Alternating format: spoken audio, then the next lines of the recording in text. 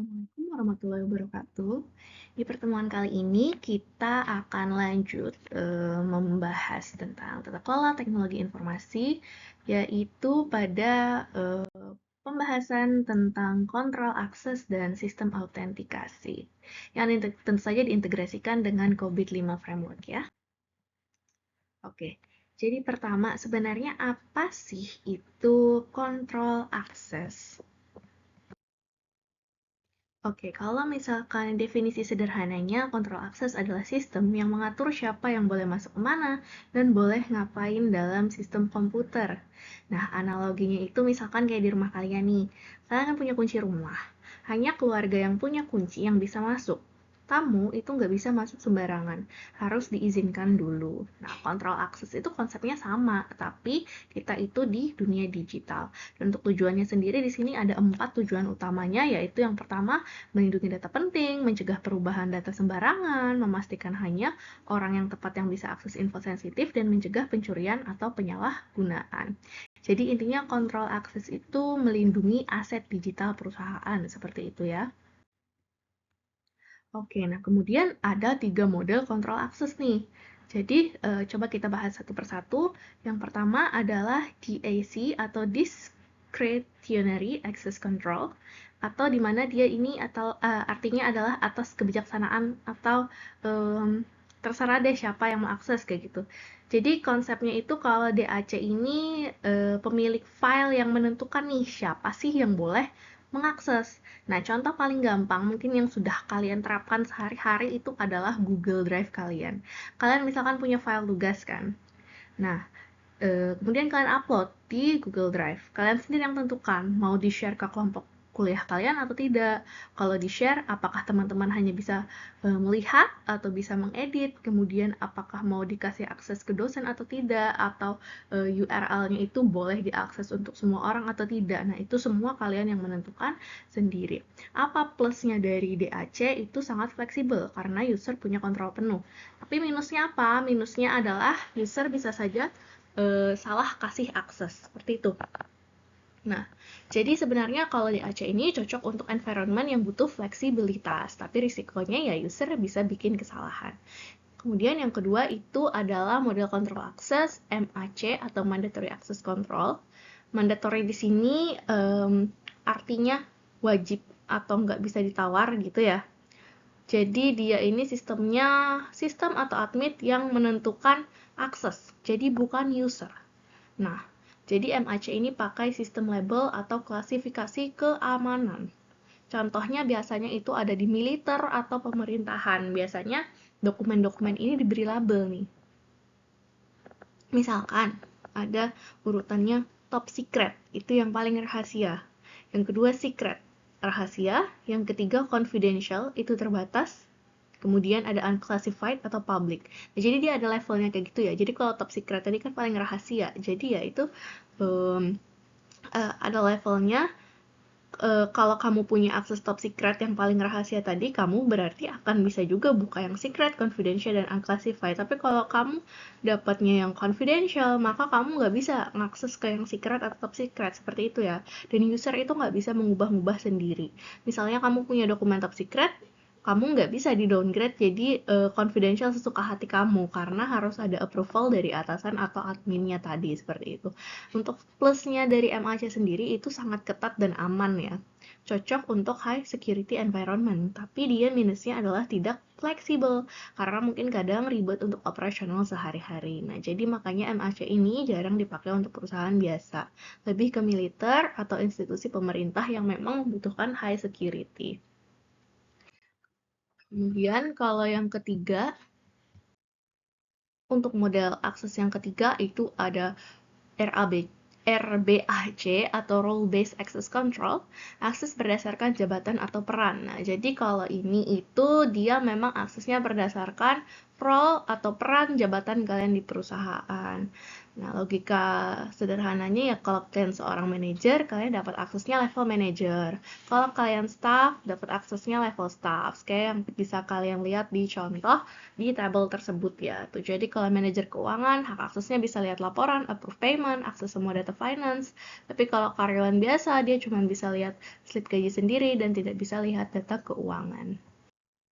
Nah, tapi si RARBAC ini populer. Kenapa? Karena dia pertama gampang dikelola, konsisten, mudah untuk di-maintenance, dan juga ada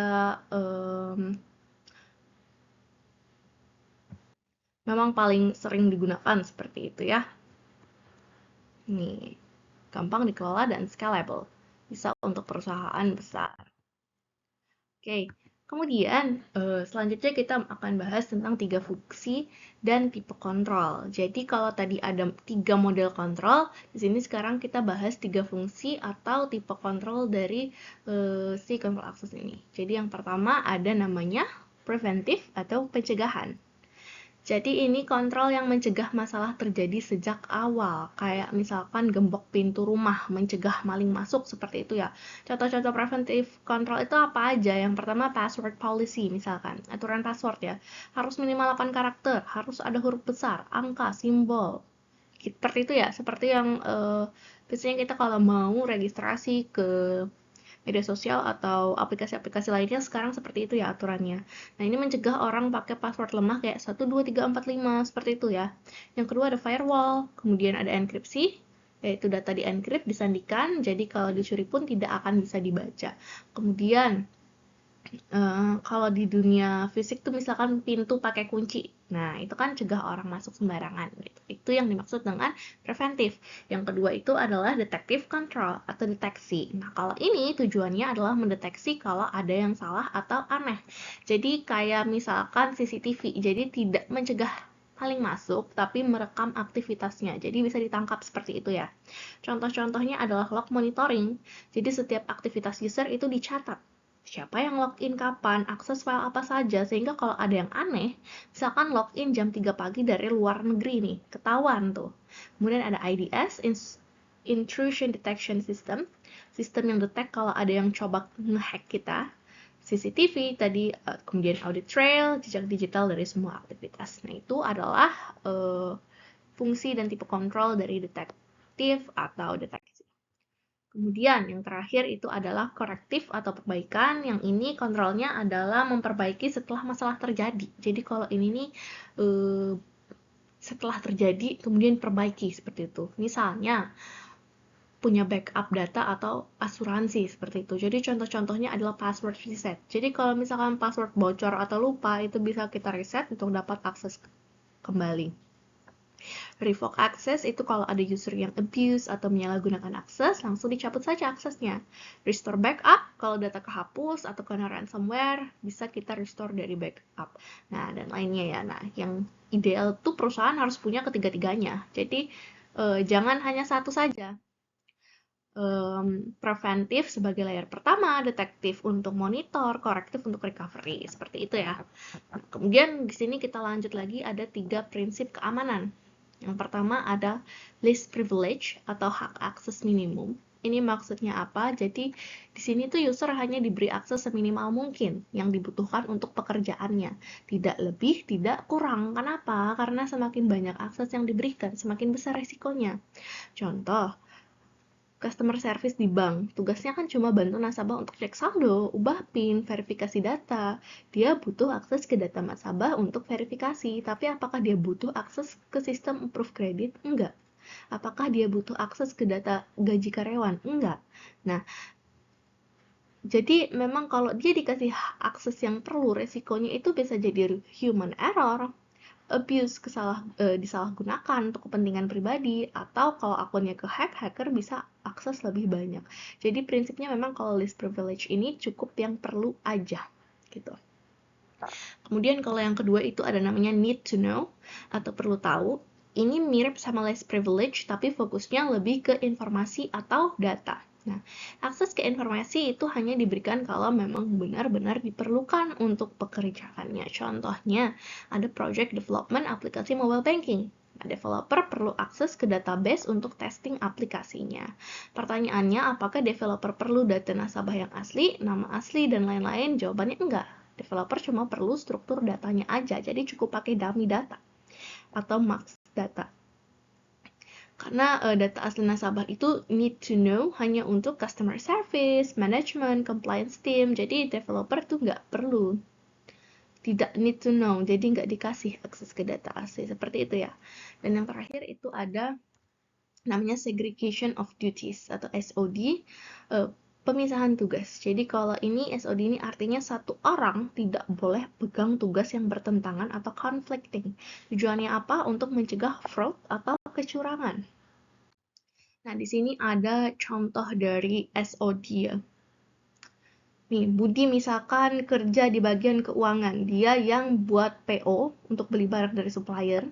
Kemudian dia juga yang approve pembayaran ke supplier. Apa bahayanya? Budi bisa bikin PO palsu. Budi bisa bikin PO seolah-olah perusahaan beli barang dari supplier yang sebenarnya adalah perusahaan Budi sendiri. Budi approve pembayaran PO itu sendiri, uang perusahaan masuk ke rekening Budi. Barang tidak pernah datang. Nah, ini namanya fraud. Dan ini bisa terjadi kalau tidak ada segregation of duties. Makanya ini diperlukan ya. Yang contoh benarnya itu adalah kalau misalkan Budi buat PO, manajer Ani yang approve PO, apakah pembelian ini legitimate atau benar gitu. Baru bagian keuangan Citra yang transfer uang.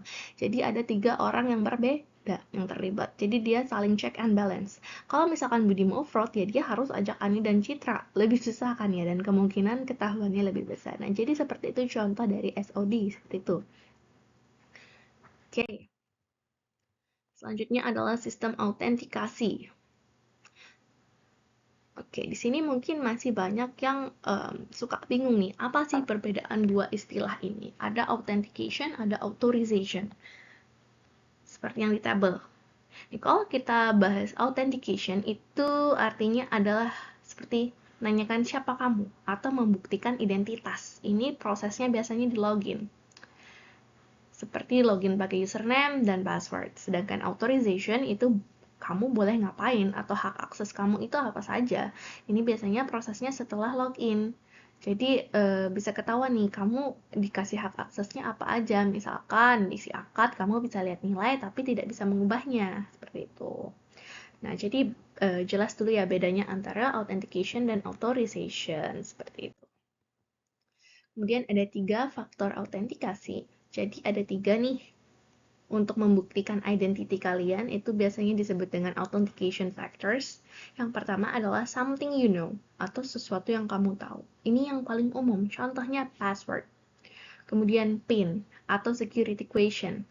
Nah, ini yang paling mudah diimplementasikan, dan hampir semua sistem pakai ini ya. Gitu. Kelemahannya apa tapi yaitu bisa dilupakan, kadang lupa password, bisa ditebak atau mungkin dicuri melalui phishing. Nah, yang kedua itu ada namanya something you have atau sesuatu yang kamu punya, benda fisiknya. Example, contohnya kartu akses, token BCA, OTP di HP, seperti biasanya kalian pasti tahu lah OTP. Nah, ini lebih aman, kenapa? Karena daripada password, hacker itu dia harus physically mencuri atau memiliki benda itu kayak gitu. Tapi tetap ada kelemahannya, misalkan bisa hilang, HP hilang, gimana nih? Bisa juga dicuri atau misalkan bisa rusak, token mati baterai, HP mati seperti itu. Yang ketiga adalah multi-factor authentication. Oh sorry, sebenarnya ada something you are. Itu adalah bagian dari tubuh kamu. Ini namanya biometrik ya biasanya. Yang menggunakan ciri fisik tubuh yang unik. Contohnya ini yang sekarang itu sudah sering digunakan seperti sidik jari, Face ID, iris atau retina scan, dan voice recognition. Nah, ini yang paling aman. Kenapa? Karena unik. Sidik jari kita itu kan nggak mungkin sama orang ya, pasti beda. Sulit dipalsukan, hacker nggak bisa copy wajah kita dengan mudah. Tidak bisa lupa, nggak mungkin lupa karena ya wajah sama jari kita ya ada di diri kita sendiri kayak gitu. Tapi memang ada concern-nya, ada yang tidak nyaman sama data biometrik mereka disimpan terkait privacy, terkait cost, juga kadang mungkin sistem salah, false positive atau false negative, seperti itu ya. Nah, kemudian di sini kita kenalan namanya multi-factor authentication. Apa ini? Ini adalah menggunakan 2 atau lebih faktor berbeda untuk login. Nah, ini jauh lebih aman. Dan disarankan ya sekarang kita menggunakan MFA untuk setiap akun kita seperti itu. Jadi contohnya di sini ingat ya kata kuncinya di sini menggunakan 2 atau lebih faktor yang berbeda. Kata kuncinya adalah berbeda. Jadi misalkan kalian pakai tadi kan ada 3 faktor tuh, something you are, something you have, dan something you know. Nah, itu harus misalkan kombinasi something you know dengan something you have, something you know dengan something you are, atau something you have dengan something you are, atau kombinasi ketiganya. Tidak bisa misalkan sesama 2 faktor, tapi dia adalah faktor yang sama. Contoh password dan PIN. Itu kan 2, tapi itu merupakan sama-sama something you know. Itu tidak bisa dikatakan sebagai multi-factor authentication. Tapi kalau misalkan password dengan OTP, nah itu bisa, karena password adalah something you know, dan OTP adalah something you have. Seperti itu. Nah, kenapa si MFA ini penting? Karena memang MFA ini dikatakan dapat memblok 99,9% serangan otomatis seperti itu. Bahkan kita juga punya contoh kasus nyatanya seperti itu ya. Jadi kalau hacker dapat password Gmail kamu dari phishing, kalau tanpa MFA ya langsung bisa login. Tapi kalau dengan MFA, misalkan harus masukin OTP lagi ya, hacker nggak punya akses ke HP kita untuk dapat OTP itu sehingga gagal login. Nah, memang ada juga kelemahan dari autentikasi. Misalkan masalah dari user, password lemah. Jadi kadang user masih ada yang menggunakan password 123456 seperti itu ya. Dan juga password reuse. Jadi untuk semua akun dia menggunakan password yang sama. Sharing password, kasih tahu teman, keluarga, atau pacar. Atau tulis di kertas tapi ditempelnya di monitor, bisa kelihatan orang lain. Kemudian juga serangan dari hacker, termasuk phishing, brute force, credential stuffing, dan juga social engineering. Nah, ini bahkan ada contoh nyatanya juga. Oke, dan solusi untuk keamanan autentikasi ya ini ada beberapa hal yang harus dilakukan dan juga jangan dilakukan. Nah, ini pastikan password kuat, minimal 12 karakter, password berbeda untuk tiap akun, aktifkan MFA, pakai password manager, dan lainnya. Nah, ini adalah hal-hal yang di sebelah kanan jangan dilakukan ya. Oke. Mungkin untuk pertemuan ini, kemudian ada juga sangkut pautnya dengan 3 domain COVID-5 yang terkait dengan kontrol akses, itu ada DSS05, ada APO07, ada ADM03.